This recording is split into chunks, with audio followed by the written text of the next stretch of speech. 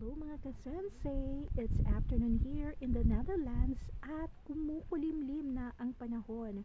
Nagbabadya na ang ulan. Sobrang lamig dito sa labas pero nais ko ipakita sa inyo itong tinatawag namin na cherry orchard. Yung mga puno na makikita ninyo ay mga puno ng cherries. So iba't ibang klase ito ng cherries pero lahat ng variety na meron kami dito ay yung may matatamis na bunga. Mamimitas tayo ngayon dahil merong mga hinog na bunga na bago tayo maunahan ng ibon. Okay, so merong ilan-ilan na hinog. Totoo niyan ay sobrang dami ng naging bulaklak nito at sobrang dami din na naging bunga.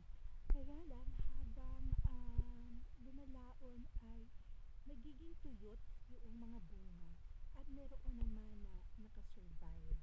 So medyo madilim lang pero makikita ninyo dyan na meron din na marami na ako napitas pero ito yung mga pipitasin natin yung mga hinog na cherries.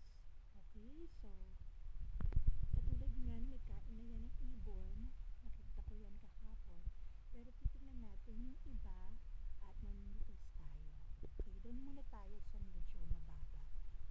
Ayan. Punta tayo dito. So, kung makikita ninyo, ayan yung mga bunga. May ilang bunga, hindi lahat hindi lahat nito ay maraming bunga. So, hahanap tayo na may bunga. Okay. Meron akong nalagyan dito at dito natin ilalagay yung mga pipitasin natin. Okay. Umpisahan natin dito. Ayan. Ayan yung mga cherries. May hinog na. So, pipitasin natin ito para mamaya ay meron tayong dessert. Okay. Bago tayo maunahan ay. Okay. Gusto ko sana yung meron tangkay. Ayan. Wala yung tangkay. Ayan. Papitas ako ng dalawa. So, pipitas pa tayo dito. Ready na to. Pero hindi ko pipitasin lahat. Yung medyo light na lang yung kulay ay hindi natin pipitasin. So, ayan. Oh, wow. Tingnan nyo to sa baba. Ayan. Merong apat dito na napakalaki na ng bunga. Kunin na natin itong lahat. Okay. Pitas-pitas lang. So, ayan. Kapitas na tayo. Meron pa dito. Okay. Hindi natin kukunin lahat. Titira pa rin tayo. Oh, nasama na. Okay na nga. Kunin na natin lahat. Ayan. Meron din dito. Ang hirap, ano? Ako na yung may hawak ng camera. Ako pa din yung namimitas. Ayan. So, bukas na ito. Okay. At ayun pa, sa itaas. So, pipitasin natin yung iba. Ba't hindi lahat? Okay. Pagka mahinog na talaga, mas madali nang pitasin. Ayan. Ayan. Pati hilaw. Nakuha ko na. Okay. This one.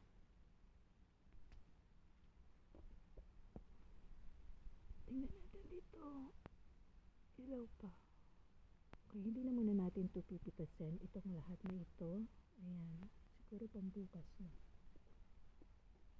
Ayan. Dami na. Dito naman tayo sa isang klase dito. Oh, meron ditong hinog. Pitasin na natin. Meron din dito. Kunin na natin to. Okay. Dito naman. Meron din dito. Ayan. Dito. Isa lang. Kukunin natin. Yung pinaka hinog. Ayan. At ito pang isa. Ayan. Dito naman, alam nyo ba, na ito namang klase ng cherry na ito yung mabibili ninyo sa Pilipinas na nakalagay sa jar. Okay, bakit ito yung nakalagay sa jar na matamis?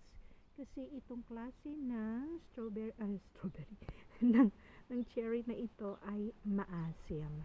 So, kailangan itong matamisin at ilalagay sa jar para maibenta. So, hindi ko na ito pipitasin para na ito sa mga ibon. And even ibon, hindi rin nila kinakain. Ang gusto nila yung matamis. Yan. Meron pa ditong pula. Ayan, kunin na natin ito. Ayan. So, ayan yung aking mga tanim na cherries dito. Okay. Sabi ko, strawberry. Ayan. Meron din dito. Tingnan natin kung maaabot ko to. Nasa itaas na ito. Kunin na natin ito bago kainin ng ibon. Okay. Ito ay hindi na maganda. So, isa lang yung nakuha ko. Ayan. Meron pa doon sa itaas. Tingnan ko kaya yung isa na to kung pwede na itong pitasin. Okay. Ang hirap, ano? So, ayan. Nakuha ko din. Ayan. So, ayan. May isa pa ako nakuha. Alright.